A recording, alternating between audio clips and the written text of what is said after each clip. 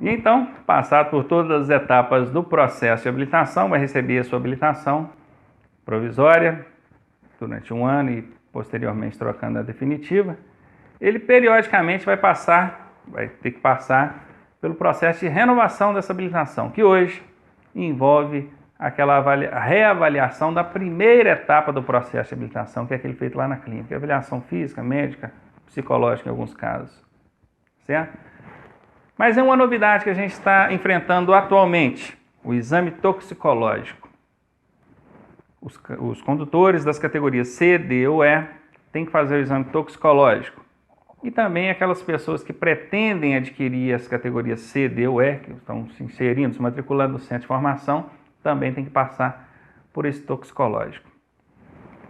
Qual é a minha opinião em relação ao exame toxicológico?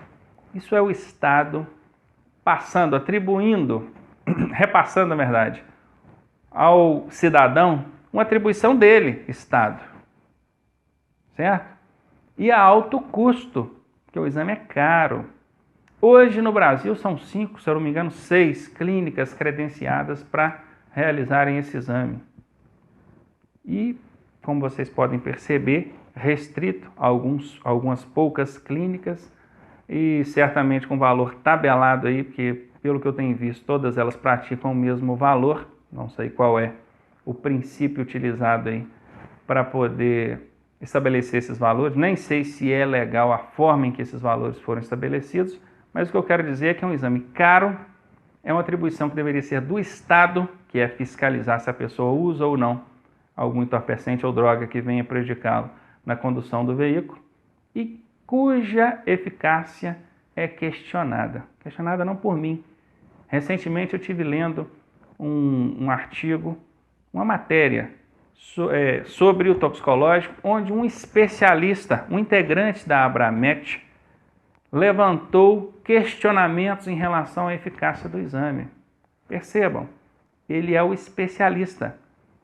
Está dizendo que é um exame que não tem a devida aplicação, não tem, inclusive é questionável a sua eficácia no que diz respeito ao resultado no trânsito.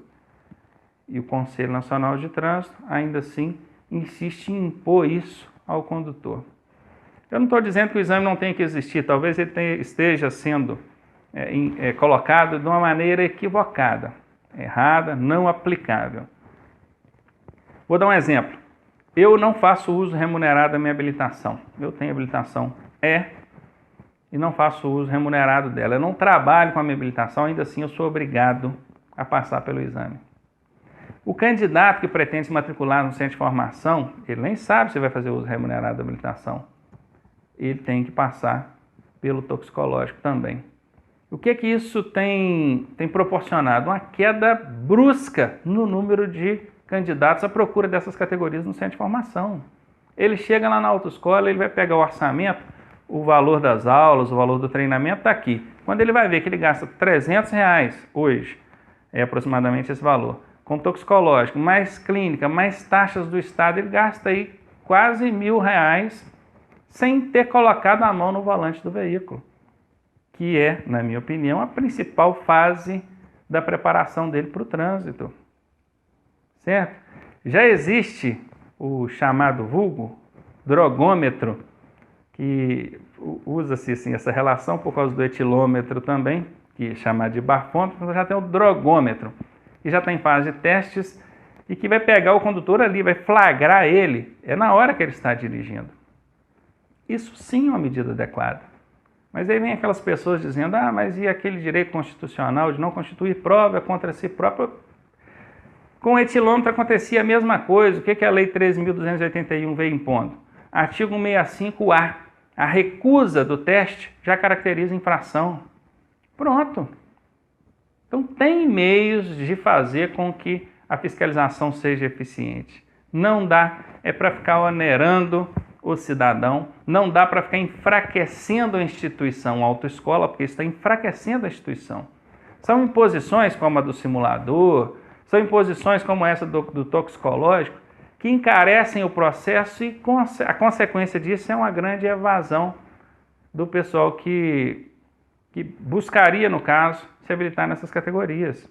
Enfraquece a instituição autoescola. E como é que você quer, como é que o Estado quer que essas instituições ofereçam um treinamento, uma preparação adequada, sendo que o próprio Estado adota medidas, impõe medidas que vêm enfraquecer a instituição autoescola?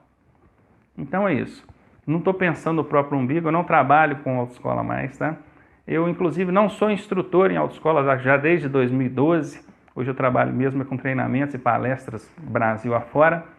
Mas isso é o que eu vejo. É até importante que eu não faça mais parte, eu não esteja inserido dentro da autoescola, faço parte do contexto, mas não estou dentro, para que eu possa ter uma visão externa da situação, que muitas vezes me possibilita ter uma análise melhor e mais imparcial do que tem acontecido na relação Estado e autoescola, instituições formadoras de condutores.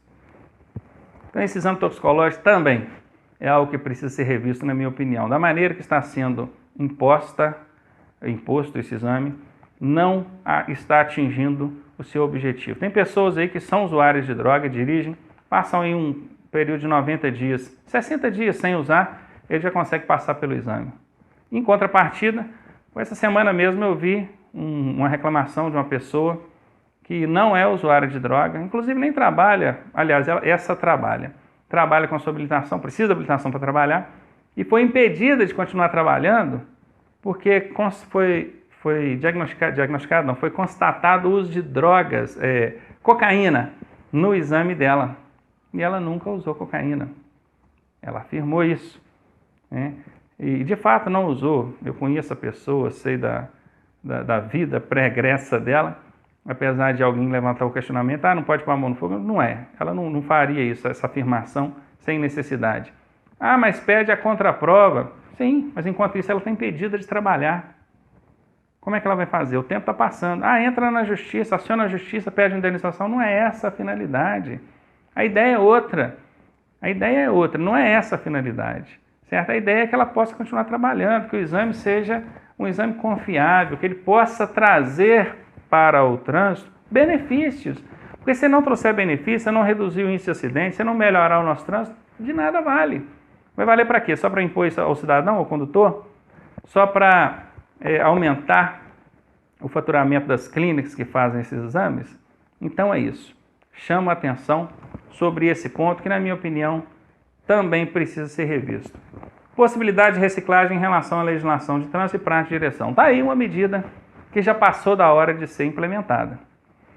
Por que a pessoa renovar a habilitação passa lá refaz, né, aquela primeira parte do processo, que é a parte da clínica, que na minha opinião tem surtido muito pouco efeito, e não passa pela reciclagem teórica e prática, que essa sim tem aplicação direta no trânsito?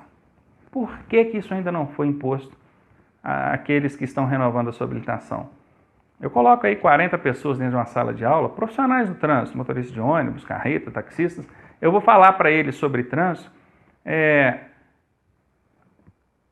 a margem de conhecimento deles no contexto teórico e a margem de aplicabilidade deles no contexto prático é baixíssima. O conhecimento demonstrado ali por parte deles é muito, mas muito inferior ao esperado. Eu estou falando de profissionais no trânsito. Por quê?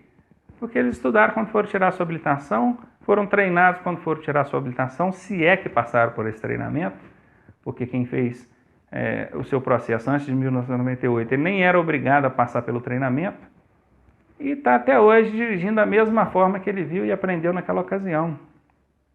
É onde entra aquela questão, né? 30 anos de experiência são 30 anos evoluindo, ano a ano. Se você pega um ano de aprendizado e repete por 30 vezes, você não tem 30 anos de experiência. Você tem um ano de experiência e repetir 30 vezes.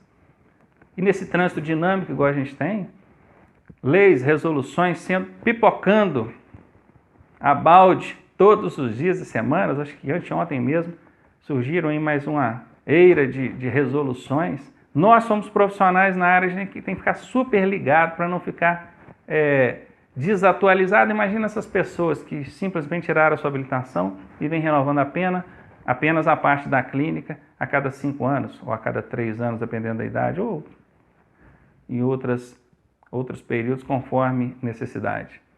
Essas pessoas precisam sim passar por uma reciclagem teórica e prática ao renovar sua habilitação. Está aí também mais um ponto a ser observado e revisto pelo Conselho Nacional de Trânsito.